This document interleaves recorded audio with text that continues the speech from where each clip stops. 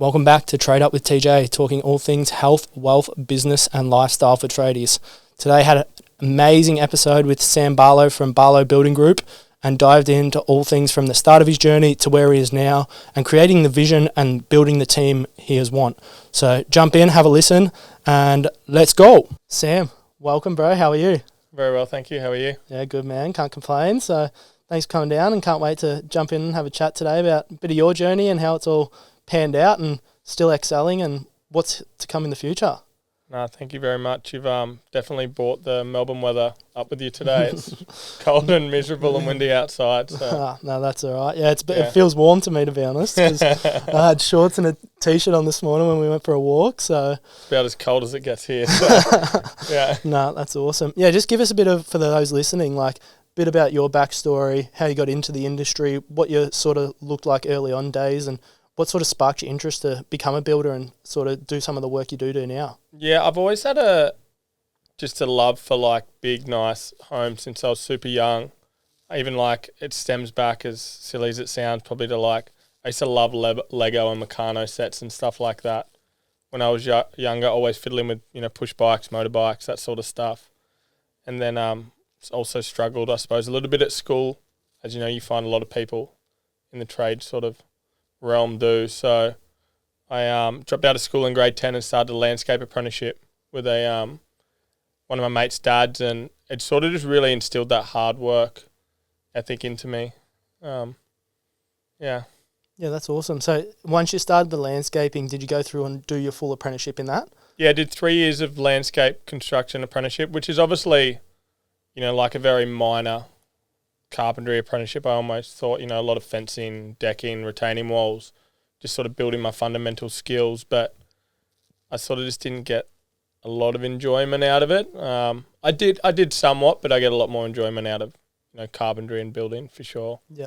And then obviously coming towards the end of that apprenticeship, did it sort of spark your interest to go, all right, I want to do the building side of things? And as you've mentioned to me off mic, that like the developing side of things sort of sparked your interest as well. Like how'd that all come about?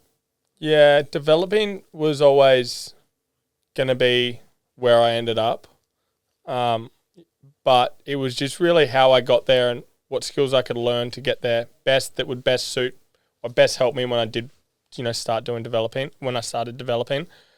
So it was kind of like I weighed up a couple of options where when I'd finished the landscape apprenticeship, I could either go out and do like a heap of landscape contracting for big developers to build some money and then get into developing, or I could go and I got an opportunity to work with a local company who do custom high-end homes and sort of learn under a builder and sort of, go down that route more so and actually get more experience prior to opening my own business. And I was so young at the time. I was still like only 18, 19 at this stage. So I chose to go down the path of working for a custom home builder and gaining a little bit more experience. So. Yeah.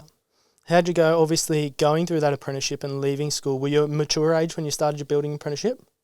So I dropped out of school when I was 15 or 16. I think I started my carpentry. 15 I dropped out of school and then I started my carpentry apprenticeship the day I finished my landscape apprenticeship. So I finished my landscape apprenticeship on a Wednesday and I started my carpentry apprenticeship the following day. So shit. I got straight into it. Yeah, I got offered I got offered a position or, offered a job, I suppose, with a company that was doing amazing stuff. So I kind of couldn't really turn it down. So yeah, that's awesome. Literally no days off and straight from one to the other. Yeah, that's it. Straight from one to the other. And then the next 3 years that I was working with Nick from Making Construction was just, working most weekends, learning as much as I could. It was just sort of that mentality that I had of like, if I work 70, 80 hours a week and the person next to me is working 40 hours a week, well, I'm going to get there twice as fast as what they are. So I actually probably didn't come very natural to me, actually, the ability of being a carpenter. I really had to work on it. So when people sort of, I work with people now and obviously not as much at the moment, but they see the skill level that, I'll have now. It's not something that come easy. I really had to work on it. Yeah. How'd you go then? Obviously, noticing that skill didn't come as easy, and like as you said, you're working double the hours to some of the other people around you. like, was that something you noticed, or like, did you get frustrated with that in the moment, being a bit younger as well, and sort of not knowing what was going on and why can't I pick this up like everyone else picks it up? Or Yeah, it definitely did. I always just knew, because I come from a landscape background, which the building, like the work ethic you have to be a landscaper. It's just you work hard as a carpenter, but landscaping is like another level. You spend, days on a shovel, days on jackhammers. So like I knew what I could bring to the team at the time was like, all right, well, if they're gonna have to spend more time teaching me, if you give me a jackhammer or a shovel or anything, I'll work harder than any single person here. So, and my old boss actually had said to me at the start, he goes, you did take a while to catch on to everything. He goes, but whenever I'd get a bit upset or whatever and I'd give you a crap job, he's like, you would just smash through it. And he's like, that's the only reason that like you stayed around for so long. So, yeah. what about like that hard work and that sort of work ethic that you had in you? Where do you reckon that stemmed from? I've lived out of home since I was about 14, 15 years old. So with another family who I also call my family now, and there was a bit of a time throughout that period where my old man was really sick. My mum had moved away, and they'd sort of said to me that, hey, look, you can come and live with us, but it's not a free ride. Like, you got to give me, like, I think it was 8 hours of work a week or whatever. So I was like 14 years old, and I would have to, after work, after school, each day, I'd be outside whip snipping the yards, or I'd be helping feed the horses, or because sort of grew up on a bit of property. And I think it just instilled that, like, nothing comes free in life. You got to work for it. So at the time it was quite, obviously I thought it was not harsh, because I somewhat have always enjoyed working, but I just definitely can see like the benefit that it's had on me now. So do you believe, like, jumping sort of a bit forward, that like trying to find staff now and sort of jumping into that side of things, that hard work and sort of that thing to sort of dictate obviously how you were as a worker, to not, when people aren't putting in or helping as much as you would like, how do you sort of navigate that with the staff when obviously the labour shortage is a bit harder to find, and finding the correct people or for your team? You can't really teach hard work. So my whole thing is like, if you have the ability to work hard, I'll put some time into you. Like, I feel like you either have that or you don't. Like, the skill things for, the skill level for people, some people are going to pick it up quicker than others. It's just the way it is. But if you got that ability to like work hard and get dirty, not really, if you need to have a late day, have a late day. That's like people that are going to do well. Like, anyone that that does well, they all work hard. They all persist with stuff. They they're not worried about really what time they start, what time they finish. So I think it's, when employing people, it's just important to, as soon as you see that they've got a good work ethic, then it's like, all right, let's tick number one, let's work on their skill level from there. Yep. Yeah, that's awesome. Yeah, and it's definitely, I've found that more as well, being in the business and in the industry. Like, they don't have it, they don't have it. It's something you can't force upon someone or give someone as well. Exactly right. I have had conversations though in the past with like apprentices, and just explain the whole theory to them around like, hey, at the moment we're putting time into you. You're not putting, you really don't bring a hell of a lot to the table. Obviously, say it in a nicer way. If you show me, when there's these jobs that need to be done, like, digging a hole or whatever it is, that you put in effort into that, our guys are going to put more effort into you guys, and teaching you tasks. Yep. So you sort of got to, keep your earn by, what you can do now that benefits the company, do it well. So 100%. And it's going to come back in dividends as well for them as well. Like, as you said, if they're putting in the work and you can see that, you're going to put more time and effort into them for long-term goals for the business as well. Yeah, exactly right. Like, if you're doing something, you may as well be good at it, right? Like, if you put in time into it, why not be the best? Yep. There's no point putting time into something and, coming out, with not the intention of being the best or, one of the best. You're already here at work, like, putting the time to be good at it. So, 100%. Yeah. And then take us back a little bit, obviously, going from the landscaping, building, getting your license. What did first job as Barlow Building Group look like for you? Like, was it just you and Chelsea, like just you by yourself on the tools doing A to B, or did you sort of hire a team first? How did that first job sort of roll out? Yeah, it's pretty much me. I was just doing jobs, under 10 grand. Like it started that way, and then we just built up, apprentices, people around me. Chelsea's been in the business now for 2 years. I've got one of our site supervisors who I actually did my apprenticeship under. The team of people around me, it makes me feel like shivers every time I say it. Like I am surrounded by the most amazing people within our company, and they really make it like everything possible. Their dedication and that I get from all of my staff, it's just like you hear about people struggling with, staff and all this sort of stuff, having commitment from them or, working hard or whatever it is. Our staff members are all so amazing, each and every one of them. It's like, it's probably one of my proudest things that I've had over the past 6 years is anyone that's come and worked with us has progressed so well. And when you see that progression as well of you have your apprentices come and start with you, and then they become carpenters, and then they start to become leading hands, and then they start to schedule stuff, and they start to call trades and organise stuff, and it's like, it gives really nice feelings. So. Yeah. And obviously, mentioning that as well, having that amazing team around you, do you have any hiring processes in place, or how do you sort of hire and go through that role, obviously, to get that people that nearly see your vision as well? Carpentry is quite hard, right? Or any trades, because I feel like compared to any other trade, it's pretty much just you bring them in and it's have a crack and see how you go. But I suppose now we have a lot more designated roles within the system where as we were growing, we all used to help each other out with all different roles, but then it kind of gets to a point where you're well, there needs to be responsibility, from some people on certain jobs, because especially when you obviously step back a little bit, not so much step back, but put trust in other people. You need to give them a certain role and specific, tasks that they're in charge of. Otherwise, no one's responsible for it. So, yeah. And then how'd you go? Obviously, coming through and a little bit as well, as you said, being early on and doing those little jobs and pretty much being you just as the one holding it down. How'd you come through that transition, which I think most business owners and that find it hard at the start to go, all right, I've got to come off the tools to then sort of step back and do that. How'd you go with that transition?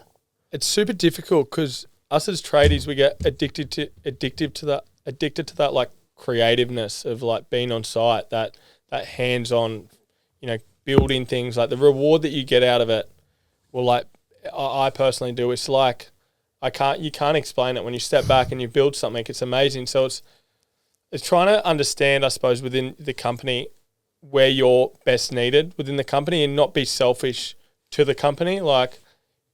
Your position has to change and it has to evolve, and try to get that sense of creativeness or hands-on through something else, where say for builders it probably goes from being on the tools to helping with designs, and rather than building stuff with our hands, we're building it with our heads, and we're helping people problem solve prior to the on-site stuff. So and trying to understand, just try to get that crave that you get from being on site away from site. So have you felt that as well, or? Yeah, 100%. And sometimes you look at things you want to do and you're well, if I can do it and make it, not quicker, but you get that sense of enjoyment and purpose out of it, actually physically building it, then sort of mentally building it in a way. But you kind of take away that we've all been eventually given the opportunity to step up and be better. When you continue to come over and fix all these issues throughout, like you said, you can do it something quicker or better or whatever. You're robbing that person of the opportunity to have the chance to get better and be better. You've done that task or whatever for how many years. Give them the opportunity, because you have to just learn to let go a bit. It's so hard, easier said than done. Yeah, 100%. It's hard, and that's what I've had to notice now. I'm just walk away, let it happen, and when it's done, it's done. If they've been taught the right way, it's you just almost have to trust the process that they're going to stuff a few things up. And it can be hard as well with a business, as a business owner sometimes, where you're looking at something and you've given them the opportunity to do a task and it's costing you thousands of dollars, with the way that they're doing it or whatever. But you can't just go and save the day all the time. You need to let them go through the process that, we've all gone through, and all right, no, I'm not going to come and save you. I'll give you, I'll give you advice or I'll give you comfort. You can ask me questions, but you need to learn how to do this job. And unless you get thrown in the deep end a little bit sometimes, they're just never going to really... Yeah, 100%. Yeah, and that's what I found it hard, like early on, coming into the office side of things and being in the business for so long. And because I was still probably a bit young as well and sort of eager, I'm like, well, if I just do it and like that thing. So I sort of had to learn that to step back and, as you said, let go. Yeah. Like things are still going to happen. Like, and where are you most valued within the business? Like, you're probably valued a lot more. And if you've got the time to spend in the office to then give the boys, the correct information they need, it's going to make their life a hell of a lot easier. They call you that, hey, I'm struggling with this, bit of cabinetry for your detail on this certain area. Yep. You can sit in the office, you draw the detail, and you give them the information they need. Where if you're busy on site building with them, then you're like, your head's somewhere else. So you're like, I don't have the time to help them out or give them the support that they need. So, yeah. No, that's awesome. Yeah, it's crazy to notice. Like, we all do it. And it's, as you said, you just got to work out where you're best valued and best used as. Yeah. Which is awesome to notice that you've noticed that at such like a early journey in your part of business as well. Yeah. So, and then coming in through that, like obviously transitioning more office based and that kind of things to create like what you were doing and sort of then coming up with roles inside your business. How'd you sort of go, all right, what am I best used as? Like, did you go, all right, I'm not, like, do I need an estimator? Do I need someone to site supervise? Do I need someone to be like manage me like as well? Like, how do you sort of all find all those roles and things of where you're going to work best as? I think I tried to implement them about 3 years ago, too early. And then I kind of went away from it. And then the last 12 months, I'm sort of using like systems that I tried to implement a couple of years ago now. I feel like a lot of the time, even when you're creating a new role, you have somewhat of an idea of what the role is, but the role kind of evolves on its own a bit over the time, where like you just start to add to what that person's responsibilities are. For me, estimating was just all like the estimating role. I just always used Hayden from Pricer Plan, a local estimator, and built a really good relationship with him over the past 6 years. Estimating is obviously a big and hard thing to do, and with building, and if you can. People can spend so much time like on wasted like pricing up jobs. It takes ages and it's hard to do. Where if you use like a reputable estimator that's got the checklist, to prevent obviously the chances of doing getting the estimates wrong, then probably estimating would probably be one of the first things I would personally outsource unless you have internal estimating teams. So, yeah, that's awesome. How do you go about then, obviously, as you said, outsourcing that so then you're paying for that? Yeah. Like if someone comes to you with a set of plans and says, hey, Sam, I want you to quote this job up for me, like are you going through a process before that gets to that so then you're not out of pocket, or are you charging for your quotes? Like how does that sort of process work inside your business? Yeah, so we'd have like the first, like I suppose, qualifying bit would be we get like a bit of a building estimate done for the clients, which normally ranges between like a 20% difference, so like say 2 to 2.4 million or whatever it is, and has like a bit of a breakdown of how we came to the number of 2 to 2.4 million. But yeah, we charge for all of our prices, like the amount of detail that we get in our quotes. If you're talking about a $2 million bill, we've probably got 60, 70 pages like in our quotes, like, and you kind of just show them, hey, you're paying for this. If you're going to builders that don't pay, you're not paying for quotes, which in the custom home sort of area now, not many builders don't charge for their quotes because of the time. Even if don't end up going with us, you've got a really good bit of documentation to cross-check against other builders. So, use that as well. So, yeah, that's awesome. And was that hard to sort of implement or come through to clients, or it's probably I think once you're confident in like how your systems ran, it comes across with confidence. At the start, when you're worried about asking them for money, it comes across in the voice when you're asking them for it. But when you're confident with like, this is the best process for us to go down for you guys as the client, you're going ahead with a full builder's quote, which, full builder's quote of $2 million home is probably like $5,000-$6,000. Like they're not cheap, but I'm going to be able to pinpoint every little bit of area of this home, what the costs are. If you know that you got to get, $300,000 or whatever out of the build, we can go through the whole thing together and go, all right, well, let's change this to this, or, let's do a different area here, or you can kind of pinpoint the exact costs, so you're actually going to be able to build something. So yeah, that's awesome. And then how do you go down the line, obviously using an estimator, but if you bring in subcontractors or like reach out to your plumbers, your sparkies, like are then charging onto you in that process as well? What do you mean by that? Sorry. So like say, is your estimator estimating pretty much everything from build, cabinets, electrical, plumbing, all that as well? Yep. But we still cross-check a lot of stuff. Yep. So normally our process of pricing with our clients will be, we get the building estimate back.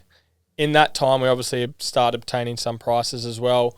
But I don't go ahead and waste too many of our trades sort of time at that point. Yep. I do a lot of just like allowances within the quote. So like for certain areas, we just have allowances, and I give it to the client, and I explain this process at the time. And I give them the quote and I say, hey, this is sort of where we're sitting at. If we're like within the ballpark, then I start to go ahead and, get all our trades to come in, because I don't want them to have to price up if, the client's going to be, not wanting to go ahead with the build. So, and then from there, the whole aim of the game from there with the client is trying to get as much of those PS and PC items into the fixed price part. So the longer you give me and the more time I have to understand the build, and more time I have to actually price stuff up, the more of those items I can get into the fixed price. Part of the comes back to building that Lego as a kid, stacking it all up, getting it all into fixed prices. Yeah, that's awesome. And then obviously transitioning, do you reckon that would obviously charging for your quote and coming forward and explaining that process to your client, does that qualify your client, you reckon, more? Definitely. It creates that lead. They're like, all right, I'm going to pay for this. I'm going with them now. He's a lot more serious than Joe Blow, who doesn't charge for a price. I think so. I think also social media does a lot of qualifying for you as well. It's kind of, they go on your social media, they know who you are, they know your voice, and it kind of, if someone's going to have an issue, just with the way that you look, or the way, especially, if you're young, which obviously doesn't happen as much anymore for me, but at the start, if they had an issue with that, they know straight away, hey, jump on my Instagram, have a look at what I do. It's like, they have a look at what we do, and they're going to know straight away whether, there's a potential, or nah, they just can't break the barrier in their head for whatever reason, so you just don't go with them. 100%. That's awesome. And then how have you gone, obviously, building social media up from the start and sort of creating that following, as you've just mentioned as well? That helps with qualifying those leads as well. Yeah, obviously got a long way to go, but it was just all about at the start documenting what we've done. And again, if people had an issue with, because I'd started so young, with the age of that I was, and which is understandable as well, I could get phone calls from people and hey, I want to meet up with you about this. And I'll say, hey, yeah, awesome, jump on Instagram and see what we do. Straight away, that's going to, qualify whether they're going to have an issue or not. And then if I text them back or call them, say, hey, do you want to organise a meeting? And they say no, it's like, well, that possibly could have been the issue, and I don't have to waste my time actually going out there. Yep. So, but I think that one of the main reasons we started was just to document all the work, the work that we do and stuff. And hopefully over the next few years with more developments, it becomes a little bit more of a marketing tool. But because do most of your clients come through sort of word of mouth, Instagram? A lot of them now are Instagram, and we're we don't have a crazy amount of followers. It's a lot of our work still does. So when I see some of these other builders that have 100K plus, I'm like, they must be. You can see how it works really well, especially from a development point of view. As a selling point, you've just got such a big audience. So. And you mentioned there obviously a few times development point of view. What sort of developments have you done personally over the period of time? Well, I've only really done an apartment, I've renovated an apartment, and then just finished a luxury home in Broadbeach Waters, which was our first development. I've acquired another couple bits of land around the Gold Coast that we got some stuff coming up for early next year.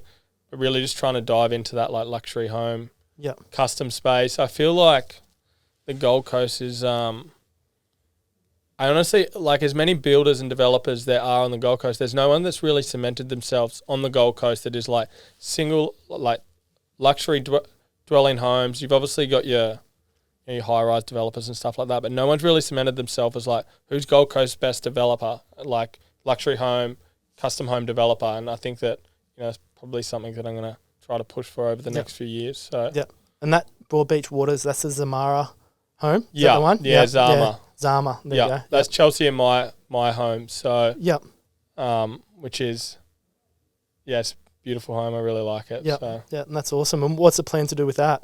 Obviously. Well, the plan was to keep it and move in, but I can't keep up with Chelsea's ideas. She's constantly wanting to build new stuff. So it was been designed for us to live in. Like, it wasn't designed as a development point. So obviously, from like a costing point of view, it wasn't the smartest build, but it was never designed to sell. So, but she also has, visions of doing some other stuff, and we've got some other land that we've acquired as well, and it would just depend on what happens over the next couple of months. I'm not entirely sure what the plan is with it. See what happens and see what comes. If the right offer comes, it's open to sale. Yeah, that's awesome.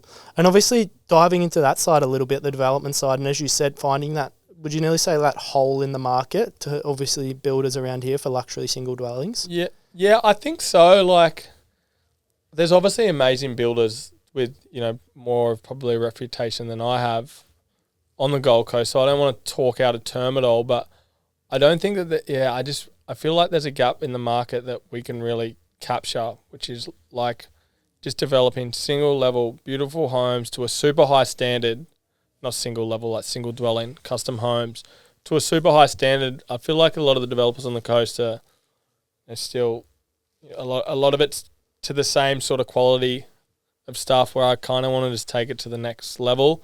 Whether that's going to work for us or not, I'm obviously yet to know. There's obviously a reason why a lot of developers are still developing to that, like, still to a lot of people, high-end home, but not like to the next sort of level. Yeah. But it's only going to happen over time. We give it a go, and if we get good feedback from the market, then it's amazing because I get to develop how I like to build. Yeah. I will be a little bit upset if it doesn't work, just because it will mean, all right, I got to develop more from obviously it always comes down to money, but more from a cost point of view, and we can't develop exactly how we want to. So see what happens. Yeah.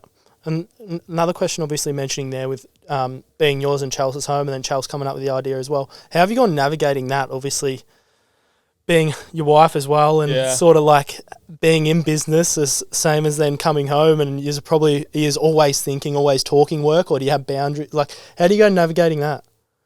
Yeah, you got to set boundaries. Yeah. Which I've probably more so set than Chelsea. Chelsea's mind is like she's on another level. That girl, like, she's just so crazy 24/7. Could go where I really have to set boundaries of, when I come home from work after 6 o'clock, don't talk about it, because it becomes a point where, you're in bed together, and I was waking up and I would hear like the tapping of a laptop, and I was just like, this has got to stop. Yeah. And then you just got to set boundaries, but it's hard, especially when you're like, you're going through, say, trying to acquire land or whatever, and you also finances, trying to organise finances for it and everything, and like a lot of people, even clients, sometimes will say, "Oh, did Chelsea tell you that I spoke to her about this yesterday?" And I'm like, "No," and they're like, "But you were at home together." I said, "Yeah, but we still need to have our home life as well." So like a lot of the time, we walk into meetings like, "But I told Chelsea this. How come Chelsea hasn't told you this?" I said, "Well, Chelsea and I need to also separate ourselves outside of work as well." Yeah. Yeah, that's pretty awesome to notice, and it's a hard boundary to have in place, especially when you're in business and life. Yeah. Literally as one. So it's kind of everything, right? Like, you got we're both married, so you got to have that relationship. We're also, business partners together. It's try to keep them separate. So you've done well to sort of notice that and not let it become a burden on you as well. So we try our best. So that's all you can do. At least you know it's there as well. You're aware of it. So definitely. No, that's awesome. And then obviously coming back, and obviously my brand's obviously to dive into a bit of the health side of things and sort of touch on that. Like, are you into your gym, your running, fitness side of things as well? Like, normally train 5-6 days a week. Yep. Yeah. I call them like my non-negotiables. There's a bit of a period a few years ago where it just got, work was consuming everything, and work came first and everything else came second. Where now I have just a weekly routine. Sunday mornings, every Sunday, I plan my training for the week, and I also fly as well. And it's like I plan them and then works around that. And that doesn't mean like, work's coming second at all, because if it means you have to work later on this day or earlier on this day or whatever, that's what has to happen. But you plan everything around I call them my non-negotiables. So, it's just stuff that it doesn't matter. If that's in your calendar, it doesn't matter how you feel, and that's what you're doing. You just go do it. Don't think about it. So. Yeah. How have you gone, obviously, then planning that out? Like, what's your training look like as well? Like, your strength, more CrossFit style, high rock, like, sort of, what do you sort of focus on when you normally 3 days a week, I do boxing PT. Yep. With a mate of mine who's a professional boxer. And then I normally run one day with a mate and sometimes cycle another day with him. And then the other day, I got a little gym set up at home. I normally do like 2 or 3 days. That kind of, they all change like by a day or 2 a week at home, where I just train at home downstairs. I got 2 dogs, a big Alaskan Malamute and a Cocker Spaniel. And when I feel like, if I haven't taken them for a walk or whatever, I go downstairs, I crank the music and I train and just play around, dance with them a little bit. Yeah. And just have a little bit of fun with them. Yeah, try to awesome. turn off from work. So. Yeah, still have that break and, as you said, the non-negotiables. Yeah. It just brings that, training just brings like, yourself, like it just brings that discipline into your life.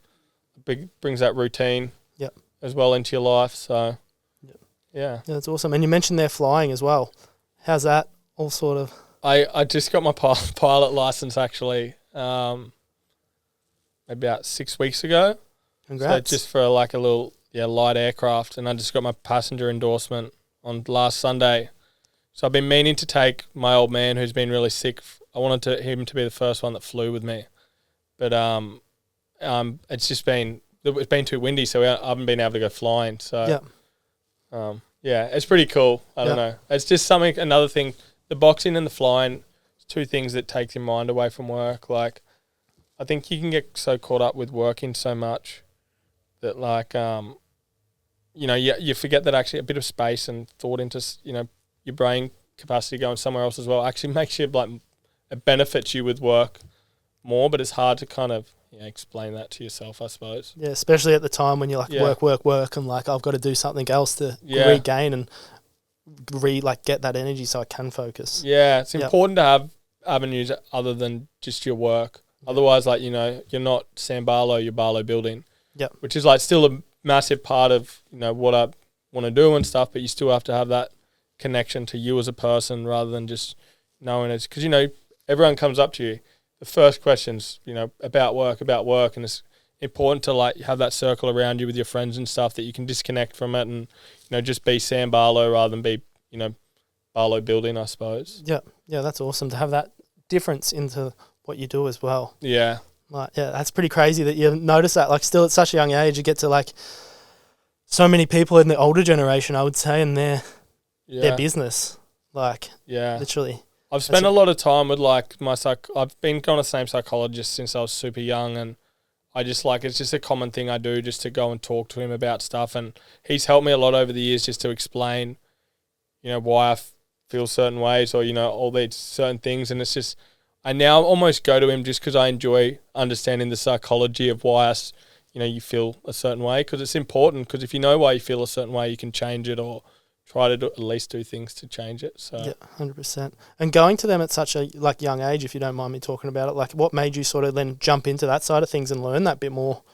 It was mainly just from obviously living out of home from a very young age, and you just hold a lot of resent towards people in your family, and you have a very like victim mentality of why me, where you kind of forget that people in their life and that time, whether it's people as important as your mum and your dad, they're only doing as best as what they can do at that very time of their life. Like, but when you're young, you don't understand that. So, you're just like, why is my mum doing this? Why is my dad doing this? Why is all this pressure on me? And you don't understand it. And a lot of people don't go to the effort then of actually understanding it. And they hold that, resent and, angry feeling, whatever their emotion is for the rest of their life. So I used to get angry, and then I would get so angry that I'd get really, really upset. And then I used to say to myself, like, I'd sit there and be like, why am I feeling like this? Why am I feeling like this? And then I was just like, I need to go see a psychologist. I was super young, and then been seeing him ever since for the last 10 years. So That's awesome. yeah. Yeah. Obviously less and less over the time, but I still just sometimes come in, and I was with him last week, and he's like, Sam, I haven't seen you in a while. I said, I just feel like I want to get out a heap of stuff off my chest, but I don't want to be talking to my friends about it, because when I'm with my friends, I want to be talking about, like, just chilling with them, not doing it. So I just go there and give him a bit of a word vomit of everything going on. And Yeah, yeah, that's awesome to realise that as well, and not try to put it on others that probably don't need it as well, and use the tools and the tricks you've learned along the way. Yeah, that's the main part, right? Trying to learn some tips and tricks that work for you. Yeah. Personally, everyone's different. Yeah, 100%. Yeah. Yeah, that's crazy to think like the journey you've been on, and still so young as well. Like, and you're doing great things, which has been amazing. So yeah, it's pretty sick. Like, yeah, and then building that like a little bit brand as well. That, like, as you said, your Sam Barlow Not Building Group. Like, how have you sort of then created that brand of what you are and got into like the boutique high end homes? Like, did that just happen? Like, as you said at the start, you were doing the smaller jobs, or what sort of got that? We obviously got given. We done so many jobs at the start where I made bugger all money just to try to do cooler things and put it out there that I could do cool, like nicer homes and stuff. And I would do, we did projects of less of a like build a margin than what I would normally and stuff. I feel like we've been given really good opportunities, like at the right time, but you also put yourself in the positions to get, good opportunities given to you as well. Yeah, I suppose at the start it was very much more personalised. I marketed myself more than Barlow. I think over the next, what's starting to happen and what will continue to happen is I sort of remove myself and, we market Barlow and what Barlow does, like Barlow Building. And I'm obviously the director of Barlow, but I don't want to be like, this is, you're getting, I don't want to be solely like Barlow Building is Sam Barlow, because Barlow Building now is my whole team. Yep. Like, it's not just me anymore. And I think a lot in the past I've shied away from like having achievements and stuff because I don't want them in, like, even say, building awards and stuff. I've always said I don't want to go to that stuff. I don't care about the, I just don't care about getting that recognition. And then I kind of was sitting and reflecting myself. I said, but what about the rest of my team? Stop being so fucking selfish with yourself. And that achievements were like, those achievements are what makes them happy. So, and what I want to, at the end of the day, I want to make them happy. So start to like, allow this stuff to come in, not for me, but for like the business and the team within the business. So, yeah. And how have you done that? Have you won any awards along the way or anything? We're in a couple of nominees at the moment for like best kitchen of the year at Zama. Zama just missed out on this year's nominations, but we'll definitely be going in next year's nomination. Same with the apartment that we did in Burleigh as well, which will be going in. So, awesome. Yeah, it's more so just to give the boys a bit of sense of achievement. I get the achievement once we're done, but if they get that bit of we go have a night together, at the awards or whatever, and if we manage to win, like if there's a smile on their face, it's not the award that gives me the smile; it'll be the smile on their face. So, yeah, and they helped you. You need that team around you to build who you are now. Especially, you couldn't do it by yourself these days. Yeah, it's so important, right? To build a culture around you that people want to be in, and I think the only way that sort of happens is if you genuinely care about the people around you. If this is like all a facade, it's just not going to happen. Like, you genuinely have to care about those people around you and care about their families and making it, a more comfortable and better life for them as well. So. Yeah, that's awesome that you've got that care, and not many people do these days. They do it for the wrong reasons, not the right reasons, and you're definitely doing it for all the right reasons. Yeah. So that's amazing, man. So we'll wrap it up in a minute anyway, and is there anything that clicks in your brain you want to chat about or talk about? No, not overly. No? I don't think so. No. We've done pretty good. We've jammed it in nicely so far. Yeah. So. Oh, that's good. Yeah. I don't think so. Nothing in particular. Time flies. Well, 42 minutes or 40 minutes. There we go. Yeah. Where do you what platforms are? So mainly just Spotify. On? Yeah, so Spotify everything jumps onto. I've been pushing a bit of YouTube as well, trying to build that. That's just time into that. So just mostly Spotify's listening platform at the moment, and then promote it through Instagram and TikTok. Yeah. To get the reels and sort of that short form, you would say, content out. Yeah. I'm a fan of the short form content. I really like it. Yep. Yeah. I liked, obviously, but I mean, the short form content's normally what draws you to the longer stuff, isn't it? 100%. Yeah, that little hook of something, or you see the process of something, and like same with what you've done on your Instagram a little bit as well. Some of your builds you show just snippets and that, and then people are like, well, where's the end product? Like, I want to see the end photos. I want to see how it got there. Like, Exactly what did it finish like? Like, it's pretty powerful. Like, and as you've mentioned as well, like social media, it's only going to get bigger and more like engagement, as well as like more people funneling through those areas of it's free marketing in a way.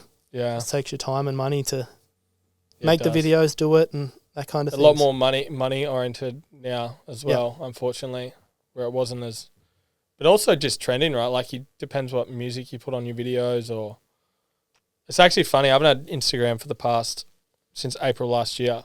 So I send Chelsea videos of if I'm on site or whatever, but I just removed myself because I found myself like I wouldn't post anything unless it was 100%. And I'll be like, oh, look at there's this in the corner or that in the corner or whatever it is. So then it was me, Barlow, tying myself to Barlow Building again. Yeah. And I'm like, I'm not Barlow Building. Stop. Like, I would think that people would have an opinion of me because of something with Barlow. Obviously, they somewhat will, but I just said I need to remove myself completely from it. I'll send videos and stuff. I still want to, at least have an input on, what gets posted and stuff. But if you post stuff without me, I don't really care anymore. Yeah, that's awesome. So Chelsea runs all the social media then? Chelsea does a lot of stuff behind the scenes. Yeah. She's, I could not, obviously she's my wife, which number one, but the contribution to Barlow Building is majorly the reason we're heading in the direction we're going. So that's so good. Yeah. Yep, dream team. That's awesome. And obviously removing yourself from the social media and saying that, like, as well. So you literally got no social media? No social media on my phone. That's crazy. I got Messenger just because I've got like a group chat that I've had with guys that I have grown up with on there. But it actually stemmed, I was over in Bali at the time, and I was with some friends. I used to do it a lot when I went on holidays. I'd turn my phone off. Obviously don't have the luxury as much to be able to completely turn my phone off now. But I just said, look, everyone was on Instagram, like, we're overseas, and then like I was laying on the couch and everyone was on their phone or social media, and I was like, what the fuck are we doing? We're overseas. Yeah. Like, so then I said, Chelsea, I'm doing 12 months, and I don't think she believed me at the time, but it's been longer than 12 months now. So that's so good. Yeah. You've done awesome, especially with like your social media for work. Like, you still show up, do your videos, do that, but not physically.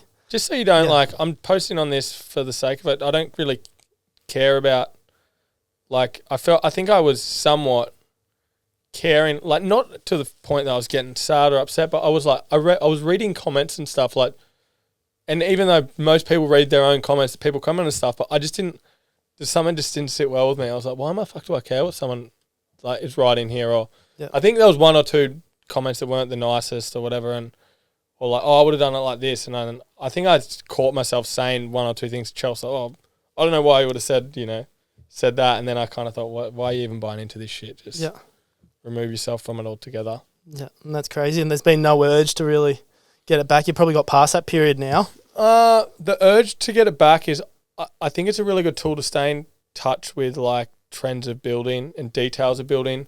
So I've thought about getting it back, or Instagram, and just being really selective with the pages and stuff I follow, where it's just solely for the fact of, I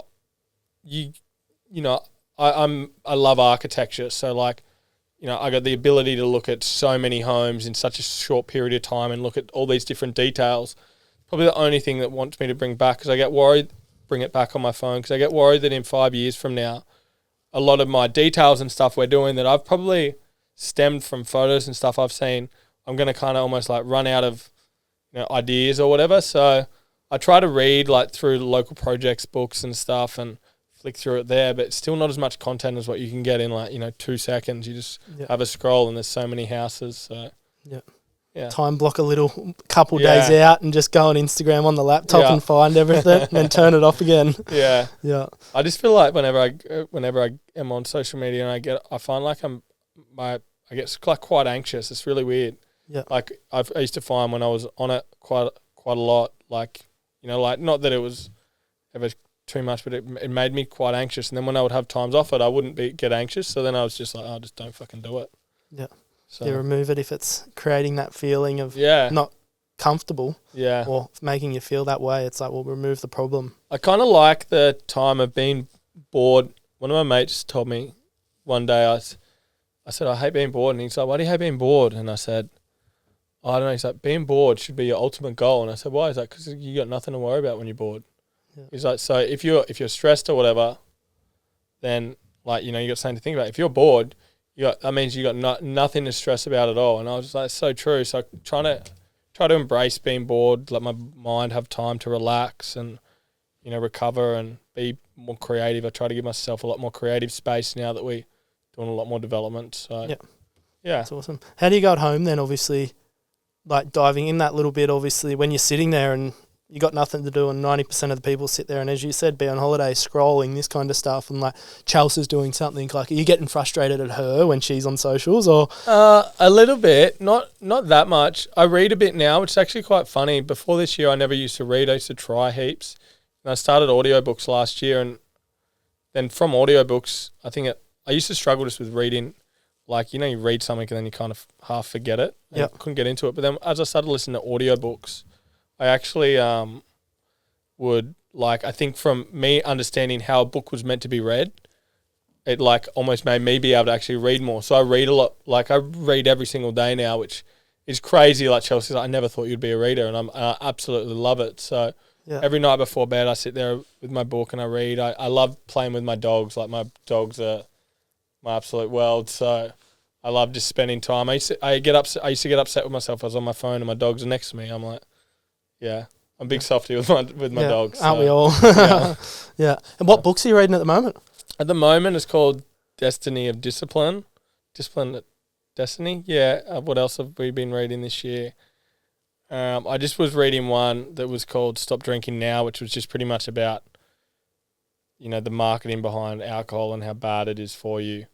Not that, like, I'm someone that drinks every day or anything, but just I think it's important to have an understanding of, it gets promoted so much to us about, do it for enjoyment and stuff, but it's all just a big marketing stunt, really. Yeah, 100%. But mainly just about development books. It just really keeps me, like, on the straight and narrow. You've always got that something that you're trying to improve on because you're reading about different things. So, like, I think it's just trying to stay in a state of, like, wanting to learn. And, like, as long as I stay in that state of wanting to learn and wanting to be better, it keeps me, like, in routine. So yeah. Oh, that's awesome, man. Yeah, it's good to know. And, like, it's pretty crazy to think that, like, you've just dropped social media and something you thought you'd never be able to do. Yeah. You've created a habit at reading. Yeah. So it just shows it. Once again, you've ticked another box of something like that limiting belief in yourself that you thought you would never be able to do. Yeah. You just find yourself like that. You just, everyone does it. They grab their phone and they start scrolling. So it's an easy habit. Most people can pick their phone up and click on it without even having their eyes open. So it becomes pretty easy to do and sit there for an hour. But there's also so much good about it as well, right? Yeah, correct. It's like, it just depends, I think, what the content that you're getting, so like that is of it that you're looking at. So that's why I got a friend that has a activewear company. It's called Shorty Active, but he just recently deleted everything off his social media, or like a year ago or whatever. He did the same thing, did a year off, but he deleted everything off everyone that he followed off his social media and only follows stuff that, like, is relevant to, like, his work stuff. So he goes, I don't see any, people, you've had social media for how many years, so there's people on there that it just accumulates as shit. And he's like, now it's only on there stuff that I really like. And I was like, that's not a bad idea. Yeah. So yeah, that's awesome. And let's see what the future holds for you. If you download it again or jump back on and we'll see if you're back in there. Might just see your face around on a few of the Barlow Building Group videos. And that's about it. Without knowing what Chelsea's posted on you. Yeah, that's it. Awesome. We'll wrap it up there, man. And really appreciate you jumping on today and no dramas at all. Having your knowledge and everything. Like, real powerful of what you've done and what you're building in the industry and the future's. I appreciate it. Thank you. Awesome, man. Thanks for having me. Thank you, and I appreciate it. No dramas. Let's go.